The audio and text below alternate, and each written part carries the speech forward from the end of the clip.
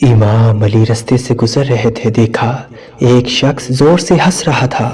اور اس کے اگلے دانت ظاہر ہو رہے تھے۔ بس جیسے ہی امام علی علیہ السلام نے یہ دیکھا، آپ اس شخص کے قریب گئے اور فرمانے لگے، اے بندہ خدا، میں نے اللہ کے رسول سے سنا کہ جو انسان ہنستے وقت اپنے اوپر والے دانت ظاہر کرتا ہے اور زور زور سے ہنستا ہے تو اس کا دل مردہ ہونے لگتا ہے، اس کا ایمان کمزور ہونے لگتا ہے، اور یوں وہ انسان شیطان کا ساتھی بن کر گناہوں میں مبتلا ہو جاتا ہے۔ یاد رکھنا، اگر کوئی بات تمہیں اچھی لگتی ہے تو ایسے مسکراؤ جس کو دیکھ کے اللہ کی مخلوق کو اچھا لگے، نہ کہ اس طرح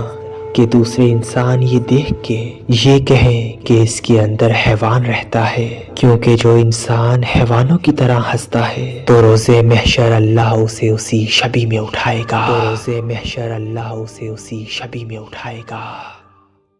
اللہ کے ولی حضرت شاہ شمس تبریز نے فرمایا کہ جس کسی پر بھی بندش ہو، مصیبتیں ہوں، پریشانیاں ہوں، تو اسے چاہیے کہ وہ ہر جمعرات کے دن اس قول کی دھنی اپنے گھر میں دیں۔ ایسا کرنے سے گھر میں جتنی بھی نجس طاقتیں ہیں اللہ کے کرم سے ختم ہو جائیں گی، مصیبتیں دور ہو جائیں گی، اور گھر کے گرد ایک اثار قائم ہو جائے گا جو گھر میں نجس طاقتیں آنے سے روکے گا۔